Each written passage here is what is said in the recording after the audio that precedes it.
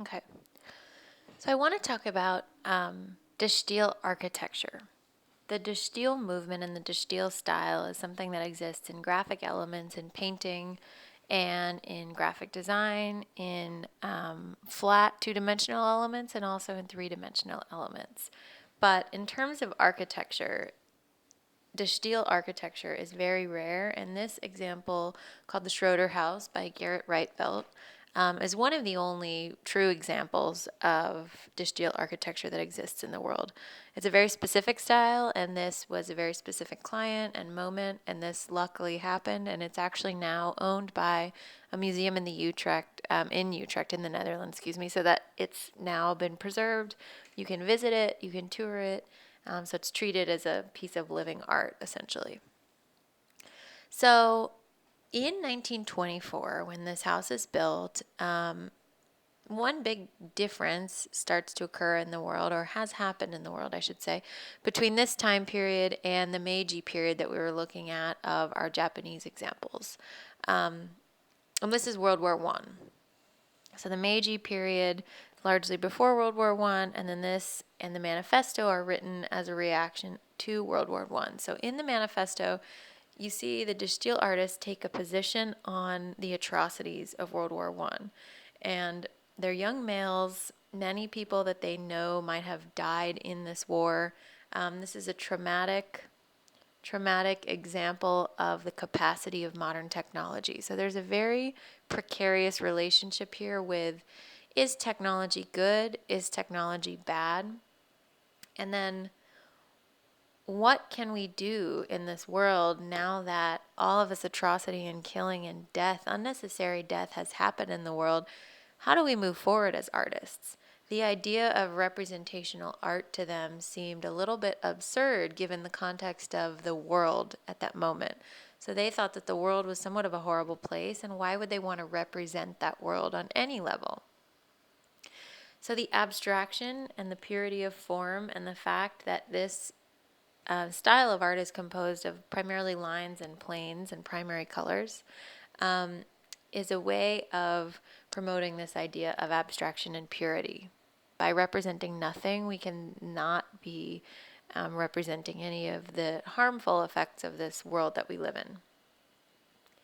So the SchroederHouse is the kind of premier example of the architecture of this moment. And let me jump ahead to this image, which is one of Rietveld's renderings. This is a three-dimensional perspectival drawing of the goal or the style of the house. And this rendering is, in many ways, kind of not a rendering in the way we think of a rendering. Yes, there's perspective to it, but there is no sense of light or of shadow.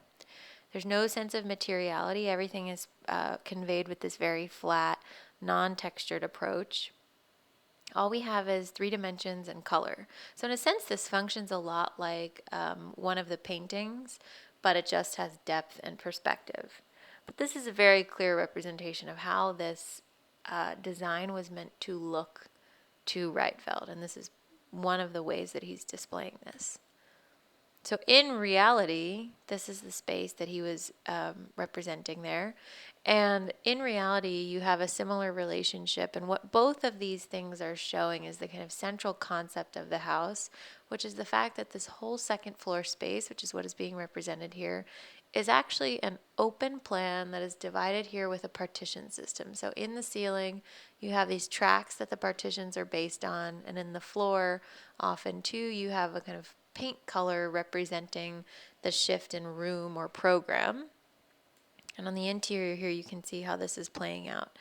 So as interior architects, one of the interesting pieces of this home is the total work of architecture that this is. So all of the details are designed by Rietveld, the furniture, the fixtures,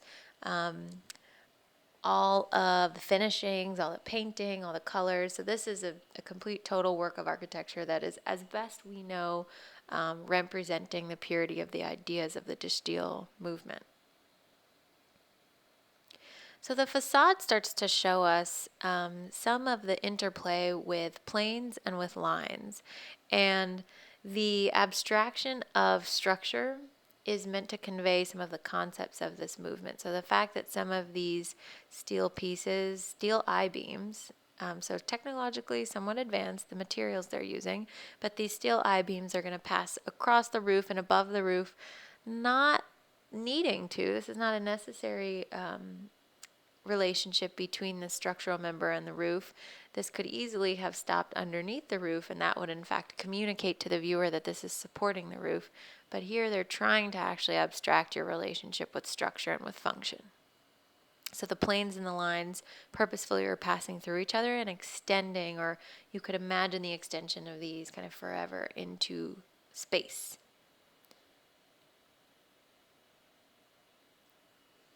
So on the exterior of the house, from 1925 here to 2005, there's a shift in the neighborhood. There's a shift in kind of the scenery. So now this house is in a very urban setting, but at the time it would have really been in a suburb. And in this kind of quaint suburb in the Netherlands, this concept of the house was radical. The floor plans would not have been easily passed by the city, so Rietveld actually has to say that his whole second floor space is an attic space, because the concept of a open floor plan that is only based on partitions would not have actually been allowed to be built by the city. So he has to do a little bit of innovation here, or using his ingenuity to figure out how to actually build this thing. And at the time it was built next to homes that looked much more traditional in a sense. This would have been shocking. So a very shocking, jarring, sculptural piece of architecture. Still is on some level. Okay, so examining the interior, the ground floor, we're looking at the ground floor here. The ground floor has these typical programs and a much more typical layout. So there's an entrance hallway here, reading room at left, studio at back, staircase leading upstairs, small powder room here, combination kitchen, dining, living area right here, another work studio back here, and then a sleeping area. So the sleeping area over here, because when Rietveld took this house to the city, he said it was only a one-story house and everything upstairs was an attic, so he had to have some things here that functioned as bedrooms. So this seemed like a kind of complete house plan. And then as you go upstairs, this is one plan of the upper floor, but deployed in two different ways. So the first version of it here is with all of these partition walls actually being closed. And then the second version of this upper floor plan here is with all the partition walls being open. And you can see what a huge difference that makes in terms of the perception of the space, the openness of the space, and then how the programs function. So there's a balcony space. There's really a kind of bedroom zone here, another bedroom zone here, another tiny bedroom zone up here, and then a kind of general living dining area. There's a bathroom at this back corner that actually, in and of itself, is really just an exposed tub that has a bunch of partitions that can extend to form more of a bathroom, and then the toilet space is separate by itself. So pretty innovative idea about room and about program that wasn't fully accepted at this time. It was very radical to be able to see something like this and imagine the interior functioning this way. Now, I will say, compared to Japanese traditional architecture, this is not radical, right? The shoji screen is going to be something that is flexible. The Fusama screen is something that is flexible. So the idea of a murky boundary, or not a hard boundary, is pretty radical for Western architecture, as I've said, but for the Japanese, not so much. So you can see here an infiltration of these two cultures, where one concept that seems traditional in the East becomes untraditional in the West. Okay, and then a quote here from Rietveld. "We didn't avoid older styles because they were ugly or because we couldn't reproduce them, but because our own times demanded their own form. I mean their own manifestation. It was of course extremely difficult to achieve all this in spite of the building regulations, and that's why the interior of the downstairs part of the house is somewhat traditional. I mean with fixed walls. But upstairs we simply called it an attic, and that's where we actually made the house we wanted." And he says we here. He had a client, Mrs. Schroeder, also just known as Schroeder, but she wanted this program. This was something she was on board with, and that's a very important thing to note here, because without a cooperative client, this type of total piece of architecture would not have been possible. So he had a good client on this project. So some of these interior images really show us to what extent the aesthetic and the ethos of this house got carried out. It's a fully formed moment here that happens in all of the details, all of the furniture, all of the wall treatments, floor treatments, balconies, patios, lighting. And then one of the most important things about this house actually, or kind of the greatest connection between art and architecture, is actually this chair. And this is known as the Rietveld chair, or sometimes the Rietveld Schroeder chair, but Rietveld designed this chair for this house and with this client. And the Rietveld chair is embodying a lot of the ideas of Mondrian and Van Doesburg's paintings, but in three-dimensional form.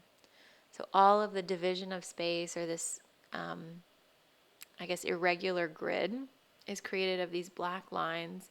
And the black lines have yellow at their edges as a way of representing the fact that these things could continue forever. So we're just chopping them off at a certain point, but they are not finished at that point. So there's yellow at all these edges of the black lines, and then the red and the blue are just these big planes that sit within the context or the composition of these black lines.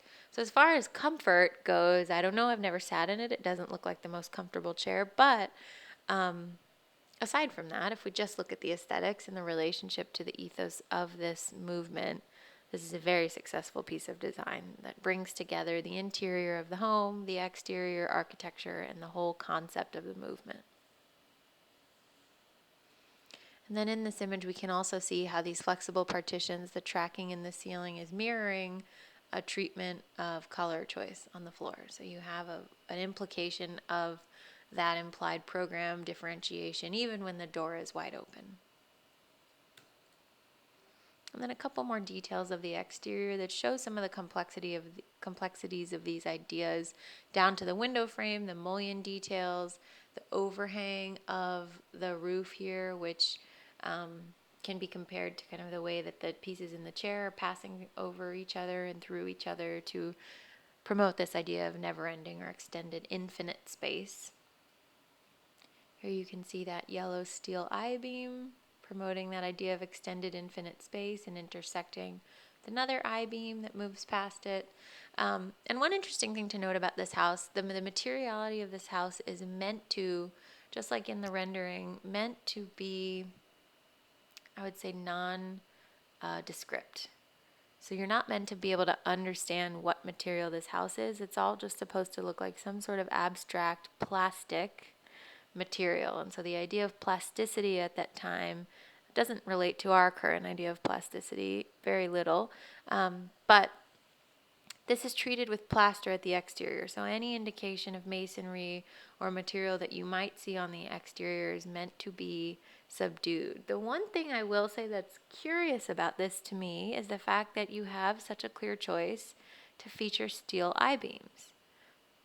And the house, or I should say the movement, the manifesto, the movement, the idea of the de Stijl movement has a very fraught relationship with technology, and to show steel and expose steel on the exterior of this house indicates, at least in an aesthetic way, being okay with technology. So this steel is kind of a bold movement that I think in some ways contradicts the idealism and the written statement about this movement. And this is what's going to start to happen as we look at the early modernist architects. It's very much a superficial aesthetic commitment to looking technologically advanced. And I don't say that in a negative way. I say that in a way that it's common for a lot of early modernist homes to actually be built with brick and then be plastered over so that the brick looks like concrete, because concrete was just very difficult to build in at that time. Lots of contractors couldn't do it. It was expensive, etc. So you would make the aesthetic of the house look like something that was modern, even if the materials themselves weren't actually using that technology. So it's a little bit interesting and false, and maybe you could argue superficial. Okay, just some more exterior images of this home. And then this one shows us a good indication of the color palette at the exterior. So I will say a connection between the Japanese and between the de Stijl movement is a very restrained use of color. And within the Japanese architecture, color is really only featured in interior painting. So that one example of the Fusama where we have the kind of golden Fusama paintings, that is one of the only uses of color. Otherwise, the idea of material authenticity reigns supreme. So the fact that the material is wood or is bamboo or is rice paper, all of that is supposed to be visible in the structure, not hidden, not obscured. And I think that you could make the argument that the early modernists are very much interested in material authenticity as well, though only when it serves their perspective, I will say. Okay, so we're going to get to this stuff at a later date. We're going to come back to Mies, but,